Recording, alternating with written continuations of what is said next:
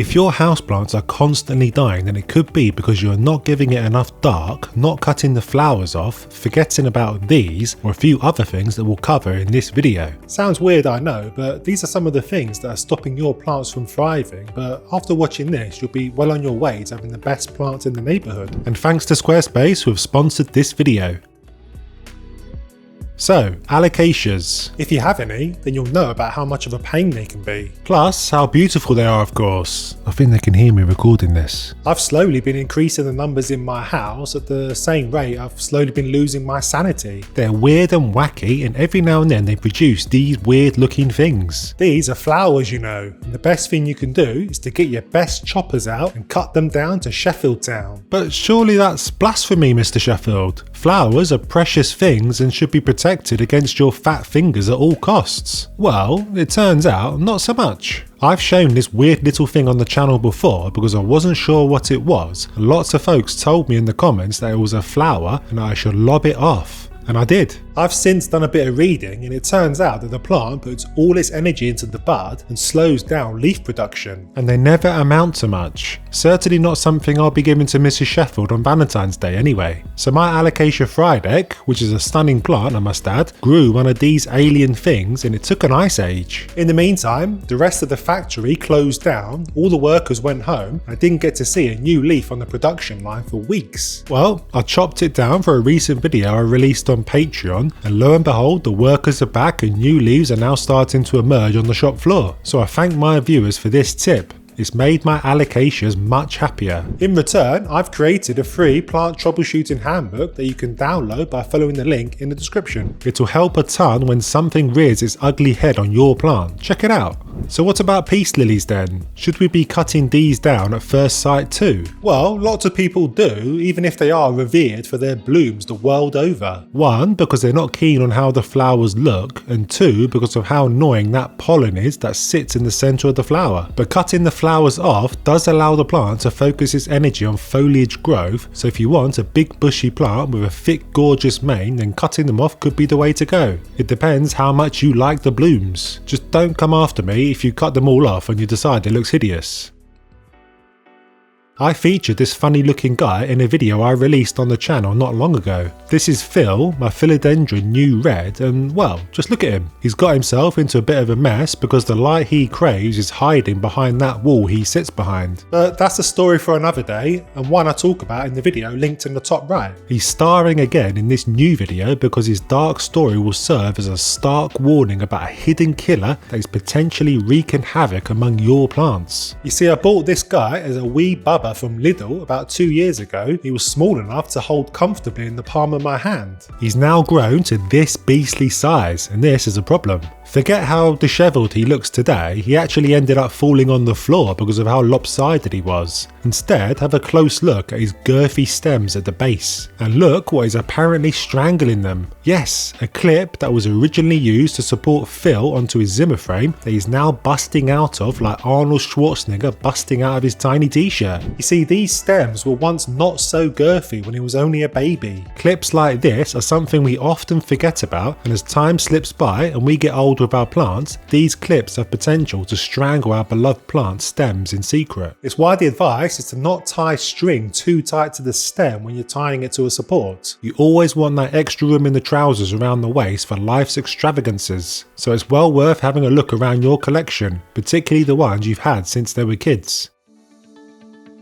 Coming up, I talk about why you should keep your plants in the dark and the dangers of repotting too soon. But first, let's talk about something that will make your plants thrive and save you some money too. When I pull the trousers down to most of my plants, you'll notice that they all have something in common. The roots are all located near the bottom of the pot and not circling around all over the gaff. This isn't by accident, my plant friend, no. It's a consequence of how I water, and I recommend you do the same. Most folks will grab a plant, take it over to the sink and pour water over the top multiple times in the hopes of getting the middle wet. The problem is, it's difficult to get the water to penetrate the middle like this. Water tends to skip off the top and down the sides. Not always, of course, but if the soil is particularly dry, this tends to happen. What I do instead is pop the plant out of the pot, fill about a third of the volume of the pot with water and sit it back down. The water will then slowly wick up through the soil and your plant's roots will be evenly watered and you'll have used much less water in the process. Win! I've got some bottom watering to do, and while I'm doing that, let me just point you in the direction of Sheffield Made Plants website, which I made with the help of today's video sponsor Squarespace. I'm not the brightest grow light when it comes to this sort of thing, but Squarespace really does make it so simple with easy to use templates with AI and SEO tools to get discovered fast and show up more often to more people. So if you're thinking of starting your own website and you're not sure where to begin, why not head over to squarespace.com for a free trial to check it all out for yourself and really see how easy it is to get started.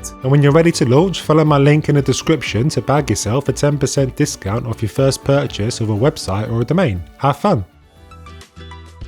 I often say that plants need just 3 things to thrive: light, water and nutrients. I'd put light and water above nutrients because without those we really aren't showing off our plants to our friends and family. We're showing off tombs instead. We all know about the pitfalls of overwatering, don't we? Lots of us have unwittingly killed our plants with kindness, including yours truly of course, but it's a little known fact that this also applies to light. And I'm not talking about direct sun either. Light is the thing that makes a Calathea bushy, a monstera blessed with big fenestrated leaves, and a pitcher plant surrounded by tons of meat-eating traps, so we all know we need to give them as much light as we can. And if we can't do that, then slap a grow light over their heads. And the more the merrier, right? Why not keep that grow light on for as long as possible? All day and all night, right? Our survey said...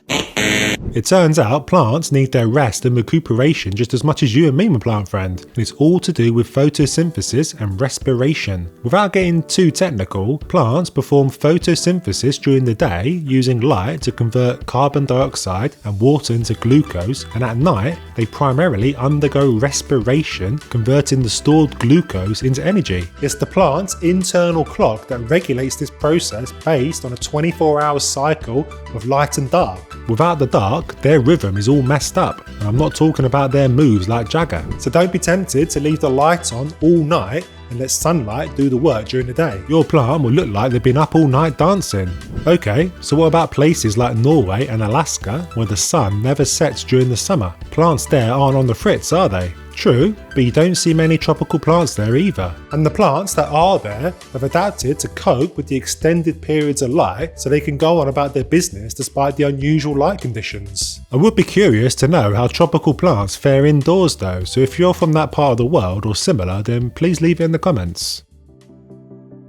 This guy here is my most recent plant purchase. He's featured in a fair few videos since I got him, and here he is again. He's a superstar. He's called Speckled Jim, by the way, and I think you can see why. Anyway, I did something to our Speckled Jim here that I hardly ever do to any new plants I buy. I repotted him. I'll tell you why this is a problem in a sec, but the reason I rehomed Jim was to get him to climb up his new pole I gave him. It's good to get poles in early on climbers, you see. Anyway, this poking around the roots left me with a yellowing crispy leaf. Grim. It got fussy because I was messing around with his private parts rather than just letting him settle into his new home. They need that, you see. Fussy things, aren't they? Look at this gal here. Yeah, another alocasia is biting the dust in my home, and it's all because I set her up to fail as soon as I got her home. I thought I'd be smart and transfer her from soil to perlite. Turns out this was a mistake. Alocasias love oxygen around their roots, and what's better than just living in perlite, I thought. Well, it's been about 6 months and she's still trying to recover from all the fondling. I should have just left her to her own devices for a few weeks, let her put out some new leaves to show me she's happy, and then gone all in on her roots.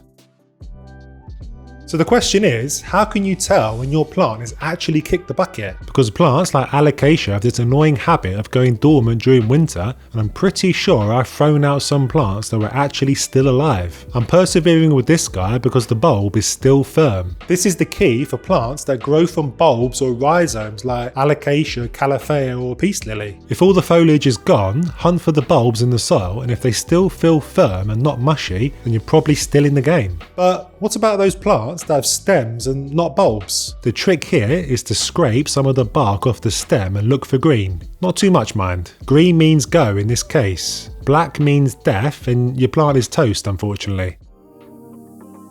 The trick, my plant friend, is to get to your plant before it's too late. Easier said than done, I know, but it's the difference between saying a prayer and singing hallelujah. Get there too late and there's nothing you can do. Make the decision early and you can lob its head off and start again. That's right, lob it off and start again as the popular song goes. I've started again with many a plant, and most of the time the cutting comes out nicer than the original plant. My hunch is that it gets to start its young life in your home with all that has to offer, so it gets used to its lot in life and flourishes. That's instead of being plucked from a lovely bright warm nursery and plonked into your much darker home. This little Ficus elastica ruby is a cutting from a now dearly departed mother. You know, the one I was scraping the bark off not long ago. It turns out she was well on her way out, but before I let her go I chopped her head off and started again. And look at how her offspring is faring, much happier.